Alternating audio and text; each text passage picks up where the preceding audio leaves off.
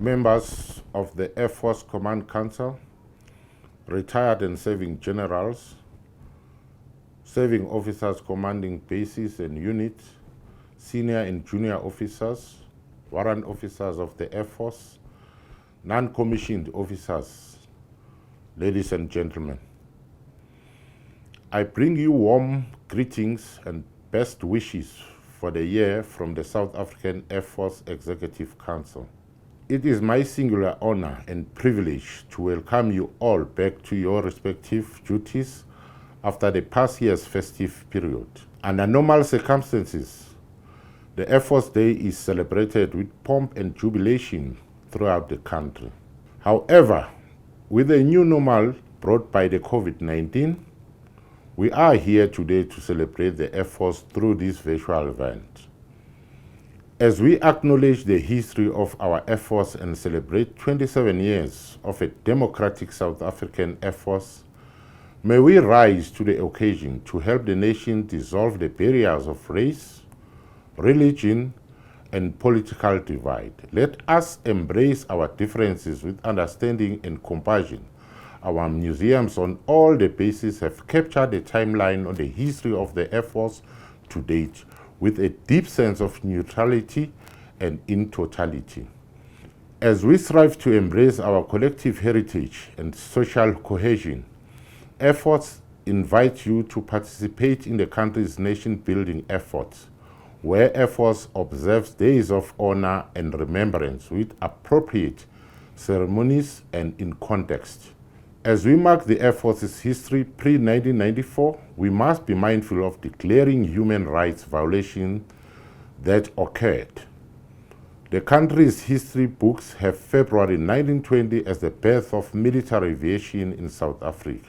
Culminating from the Imperial Conference of 1917 and a report by General Jan Smuts, the country received an imperial gift comprised of 113 aircraft and included steel frames from 20 hangars and everything else required to start and operate an Air Force. Swartkop Airfield became the first military airfield and thus the oldest active airfield in the world today. Over the years, the South African Air Force has evolved with as many missions, exercises, and operations, as well as how it relates to the people of South Africa. The Constitution of South Africa of 1996 pronounces that the primary objectives of the defense is to defend and protect the Republic, its territorial integrity, and its people in accordance with the Constitution and the principles of international law regulating the use of force. The role of the country's armed forces must be informed by the understanding of sovereignty, the value exchange between the state and the citizenry, and the exchanging nature of the conflict. With the dawn of democracy, the South African Air Force began a new era in 1994. Transformation over the past 2.5 decades has brought about a change in composition, structure, and hardware with a new vision since 2013 of an Air Force that inspires confidence. I trust you all had enough time to rest as you spend quality time with your families and friends, despite the accompanying challenges brought to you by COVID-19 pandemic. I would like to pay homage to our members who have departed this world due to the pandemic. May their souls rest in eternal peace. Ladies and gentlemen, for some time now, defense spending has been in a critical state of decline. The Defense Review of 2015 has been developed with a plan to arrest the decline of the South African National Defence Force. However, unfortunately, no funding has been received to attend to the decreasing capabilities of the South African National Defence Force. The Air Force air defense capabilities are under pressure, including air transport and maritime capability, very important person capability, air combat capability, and command and control capability. The continued reduction of flying hours will impact negatively on safe Air Force flight operation at the strategic VVIP operation, force employment, and tactical force preparation levels. Of great concern to the Air Force is the status of facilities and infrastructure. This is a direct result of a lack of maintenance of state property and the closing of the maintenance backlog. The main reason for the status of the facilities is a lack of maintenance, coupled with normal wear and tear and neglect and aging of buildings. The current decline in facilities and infrastructure maintenance not only affects the Air Force's operational capabilities, but has a direct impact on the morale of South African Air Force personnel, especially during the challenging times such as COVID-19. As a client of the National Department of Public Works, known as NDPW, the Air Force cannot take responsibility for maintaining state property. We do not have the mandate, proper expertise, and bases that faces many facilities challenges due to a lack of maintenance and deterioration of facilities. The Air Force as occupants are therefore forced to maintain these facilities using a limited operational budget. On 15 March 2020, President Cyril Ramaphosa declared a state of disaster in South Africa. The South African National Defence Force was employed to release resources, including stores, equipment, vehicles, and facilities, as well as to release South African National Defence Force personnel to render emergency services as per Section 2 of 27 of the State of National Disaster Act. During Operation Notlela, the Air Force delivered exemplary service and recorded 1,000 operational flying hours. We will continue to perform our mandated task in the service of our country.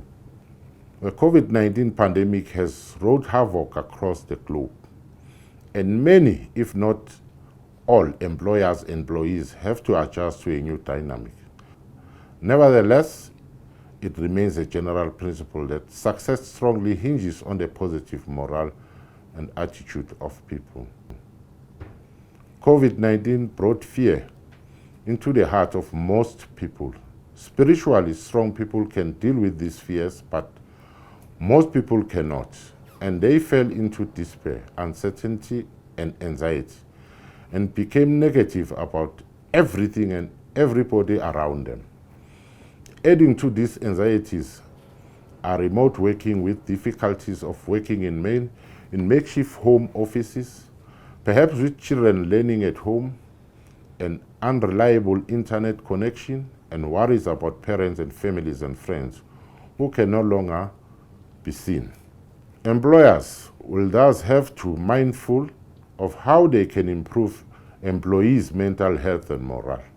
As such, employers will have to be flexible, and they will have to consider the challenges people are encountering in balancing their work lives with their personal lives.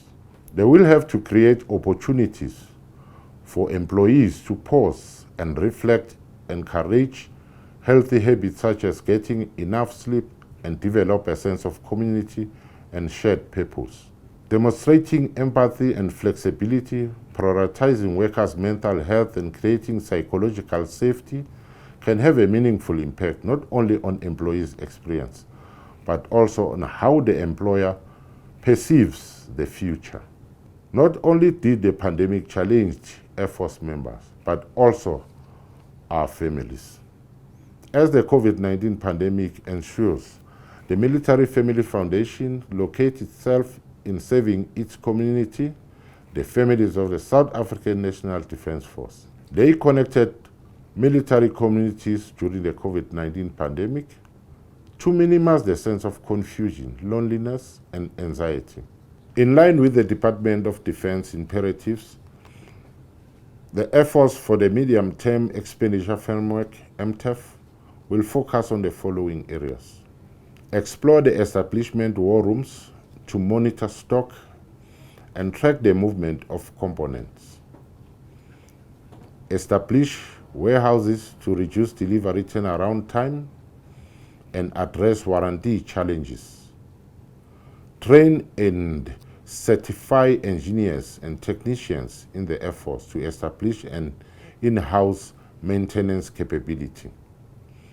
Reconfigure the collective heritage program to ensure display of an all-inclusive history of the South African Air Force. Decentralize recruitment to level 4 to ensure that outreach programs culminate into a feeder system for the South African Air Force. In cognition of potential opportunities of the fourth industrial revolution, we will engender the Department of Higher Education, Science and Technology to explore ways of mutual benefit. Optimize the people care management plan by enhancing the spouses forum's endeavors regarding early childhood development. The Air Force will have to innovative to deliver on its intent to remain a small, responsive force that is acknowledged as the leading air force on the continent, able to fulfill its obligations in accordance with the Constitution and the intentions of the Commander-in-Chief in an effective, efficient, and economical manner. Despite all our challenges, we as disciplined soldiers, we should be sincere in everything that we do. We should do the right things even when nobody is looking at us. We must strive to ensure that our thoughts, words, and actions are without fault. We must demonstrate our integrity by accepting responsibility and being accountable to others. I wish to use this opportunity to welcome new members who are promoted and appointed to the Air Force Command Council. I welcome both Major Generals Sitete Daniel Malakwane and Jacobus Christoffel Johannes Butler, who resumed their duties of Chief Air Staff Logistics and Chief Air Staff Governance. May I also take this opportunity to bid farewell to the two council members who recently retired. We owe immense gratitude to Major General Stacia Jacobs and Motsabi Sehluhu for their contribution to the Air Force development. May God bless you in your future endeavors as you settle down in your retirement. In conclusion, we in the Air Force faces many challenges, and I am confident that I can count on each member of the Air Force to overcome the difficulties. We must remember that the COVID-19 pandemic is not over. Please remain vigilant and adhere to the non-pharmaceutical interventions, such as to keep your social distance, wash or sanitize your hands, and wear your mask. Let us all fight the spread of this pandemic. I thank you.